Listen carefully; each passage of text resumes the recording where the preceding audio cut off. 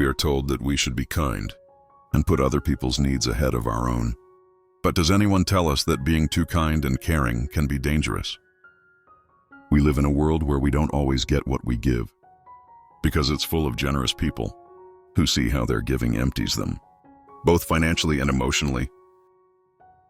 Could being too kind even put our own lives in danger? Be surprised by the bad things that can happen to you when you're kind.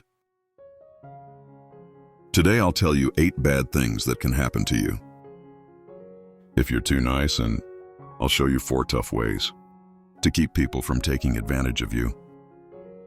Let's move on to number 1 without further ado. You will have too high of hopes for people. The Stoics said that we should accept things as they are and not depend on what other people do to make us happy. Giving without asking too much in return keeps you from being disappointed and helps you practice emotional separation, which gives you a calmer mind, whether we are aware of it or not. It's hard for us to be fully selfless. When we give everything we have, we expect everyone else to do the same. When it's us who need something important, though, you've gotten people so used to having everything done for them that they'll take it for granted that you can handle everything in their lives, and yours, especially your own. Because if you don't take care of your own, why would you take care of other people's?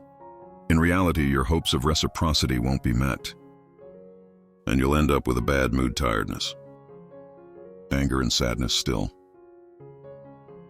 If we look at it objectively, people aren't letting you down. They're just doing what you should be doing, which is taking care of their own tasks. People will only expect you to give them something, which is the second point. The Stoics say that it's important to remember that real worth comes from acting in a way that is good and logical, not from just doing what other people want. Moderation and giving in a balanced way help you stay in charge of your actions and keep you from getting into habits that hurt your mental health. You've heard your whole life that people are creatures of habit, and this couldn't be more true.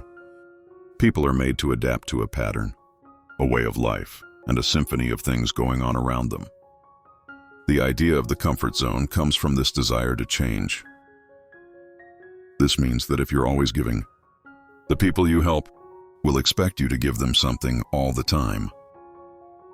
You'll lead them into their comfort zones, and they won't have to do many of their responsibilities because you'll be there to do them. If you don't value yourself, no one is likely to look you in the eyes and tell you to think more about yourself.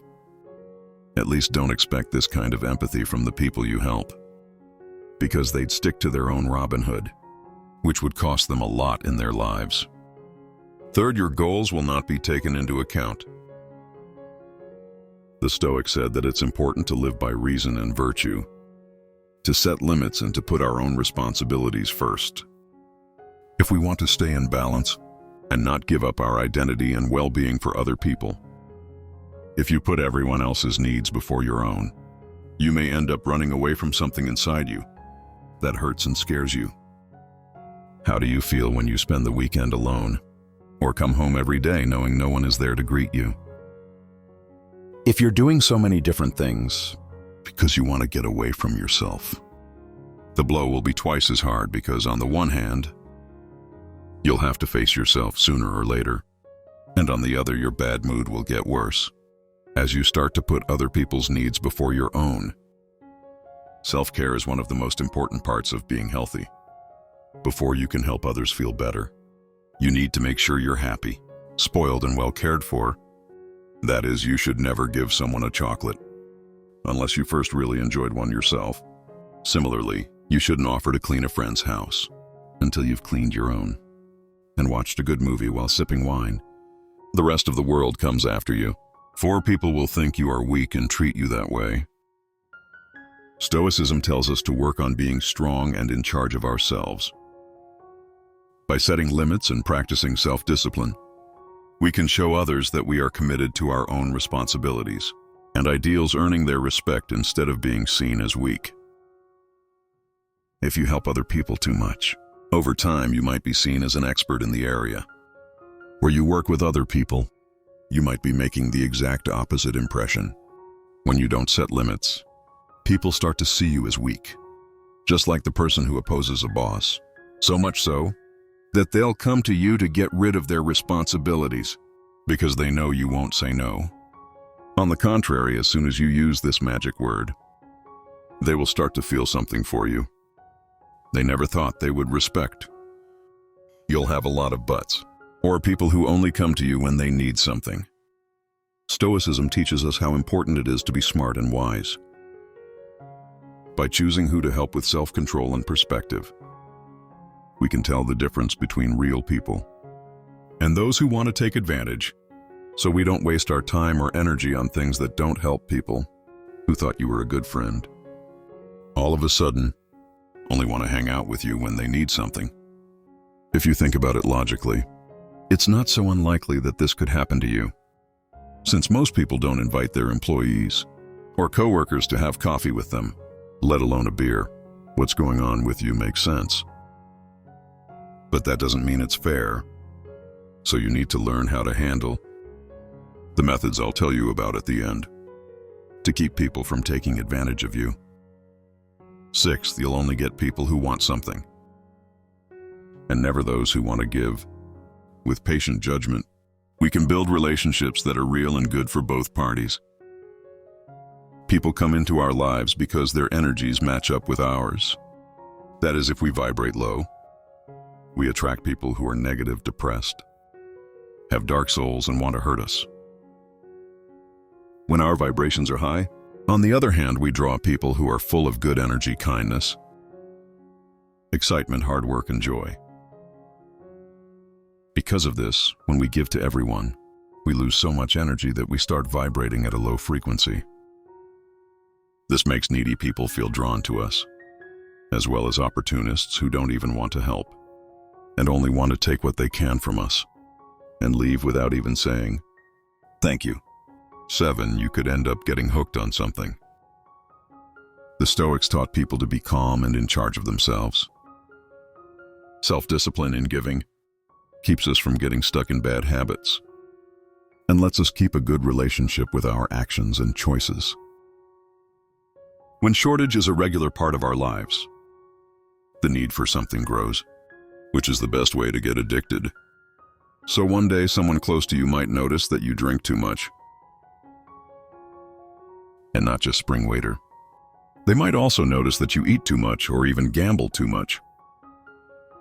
Pay close attention to what someone who cares about you says, because your first instinct may be to get mad at them and tell them you don't have any problems. But this is how people usually act when they are so caught up in their own problems that they can't see that they have one. Always remember that people who care about you want what's best for you. So pay close attention to what they say, because they're trying to help you stop falling and move forward. Number 8, you'll make people think twice. Stoicism tells us to do good things, no matter what other people think of us. By focusing on living in line with our beliefs and principles, we build a good image that can withstand false accusations. No matter how much we'd like things to be different, the truth is that there aren't that many kind people in the world. So if you are one, people will be suspicious of you. Instead of being impressed and thankful, it won't be long before your kindness makes people wonder what's going on with you and what plans you have that you don't tell anyone about. This could mean you've met a group of suspicious people, but it's more likely that they're just being honest. Most people who want to help too much are hiding such evil plans that it's best to stay away from them and refuse the help they offer. Now let's look at what you can do to stop people from taking advantage of you. Strategy number 1, pay attention to how you feel, because it's telling you something. Based on the Stoic idea of self-awareness, pay attention to how you feel. The Stoics thought it was important to think about yourself, to understand your feelings and wants. By paying attention to your feelings, you can tell if you're giving too much and wearing yourself out. Mentally, this lets you change your focus and find a good balance.